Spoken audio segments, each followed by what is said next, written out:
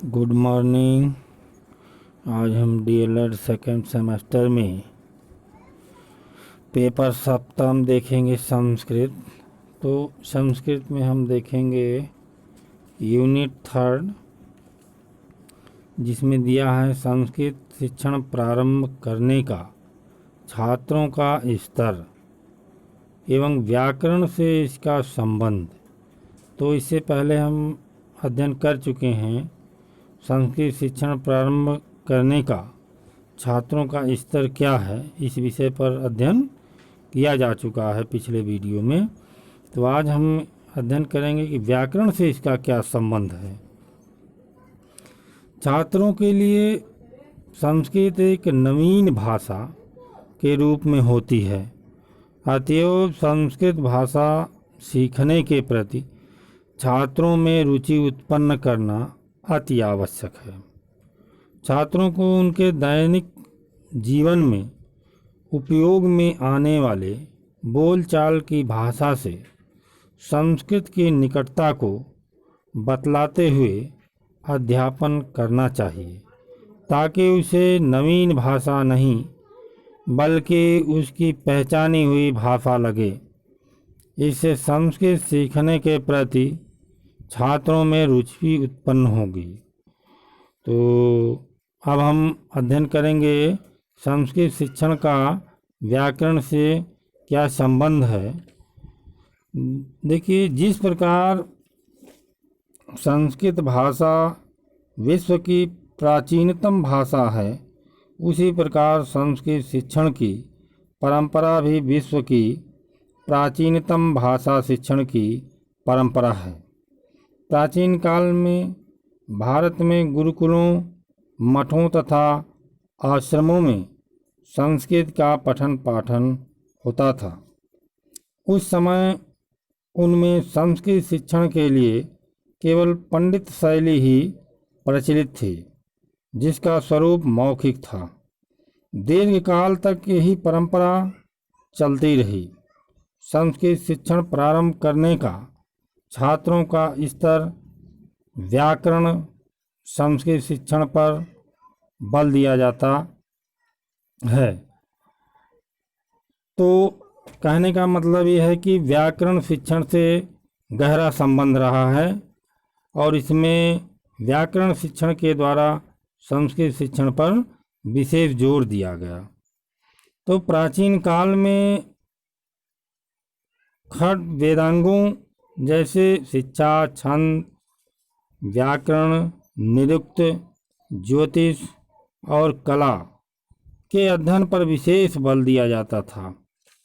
आज भी विद्यालयों में व्याकरण का प्रयोग दृष्टिगत होता है। संस्कृत शिक्षण में व्याकरण के संबंध की प्रक्रिया 3 सोपानों से होती है।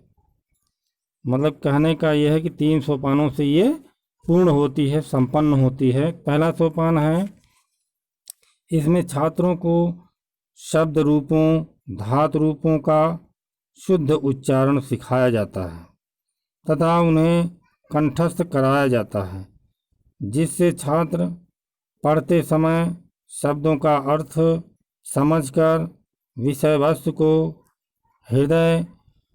हृदयगम कर सकें।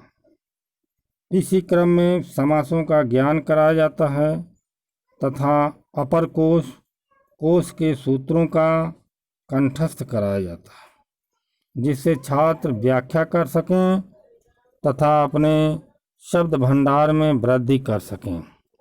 द्वितीय सोपान में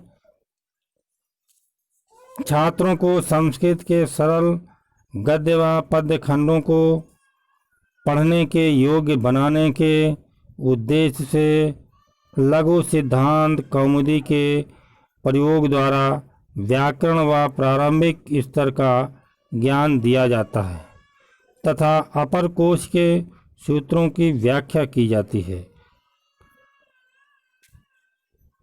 ये हुआ द्वितीय सोपान कि छात्रों को संस्कृत के सरल गद्य व पद्य खंडों को पढ़ने के योग्य बनाने के उद्देश्य से लघु सिद्धांत कौमुदी के प्रयोग द्वारा व्याकरण का प्रारंभिक स्तर पर ज्ञान दिया जाता है छात्रों को।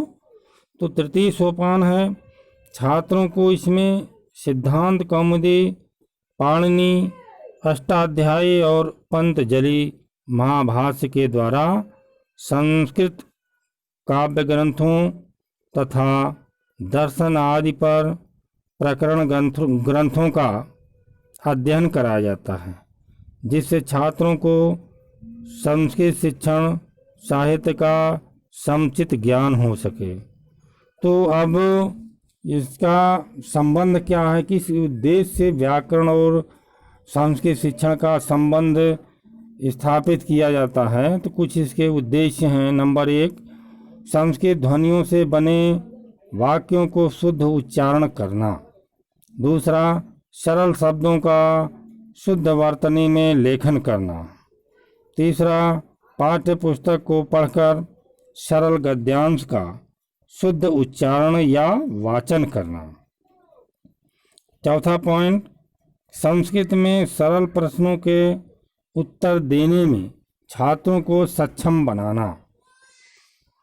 पांचवा पॉइंट है संज्ञा, सर्वनाम, क्रिया विशेषण आदि की समझ विकसित करना। छठा पॉइंट है वाक्यों में प्रयुक्त संज्ञा व सर्वनाम के साथ क्रियापदों का अन्वय करना। सातवां पॉइंट, अनुस्वार, अनुनासिक, विसर्ग आदि ध्वनियों को पहचानना। आठवां पॉइंट, सुभाषितों व नीति श्लोकों को कंठस्थ कराना। नौवां पॉइंट, सरल वाक्यों के भावों को ग्रहण करना। 10वां पॉइंट है संस्कृत भाषा में रसानुभूति कराना छात्रों को। तो अब व्याकरण के माध्यम से संस्कृत शिक्षण के जो प्रारंभिक स्तर पर छात्रों के लिए स्व अधिगम की भावना से कुछ विशिष्ट उद्देश्य विकसित किए गए हैं। तो पहला है संवाद क्षमता में दक्षता विकसित करना।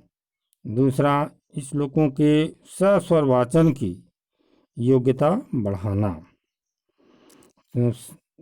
तीसरा है संस्कृत बोध के साथ साथ संस्कृत गद्यांश को पढ़ने की क्षमता को विकसित करना तथा राष्ट्र प्रेम की भावना का विकास करना।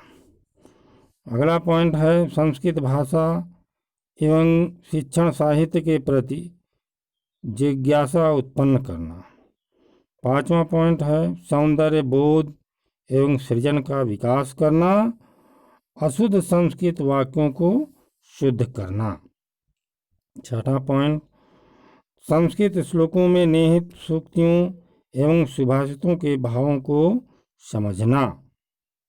लास्ट पॉइंट इसमें है कि धातु के साथ वर्तमान कालिक, भूतकालिक, उत्तरकालिक, पूर्वकालिक के प्रत्ययों को जोड़ना। तो ये रहा कि संस्कृत शिक्षण प्रारंभ करने का छात्रों का स्तर के अंतर्गत व्याकरण से इसका संबंध। तो वास्तव में भारत में जो संस्कृत शिक्षण की परंपरा है वो लगभग 6वीं से 8वीं तक के बालकों के लिए उपलब्ध कराई जाती है। तो ये रहा आपका व्याकरण शिक्षण से संस्कृत शिक्षण का संबंध प्राथमिक स्तर पर। Thank you.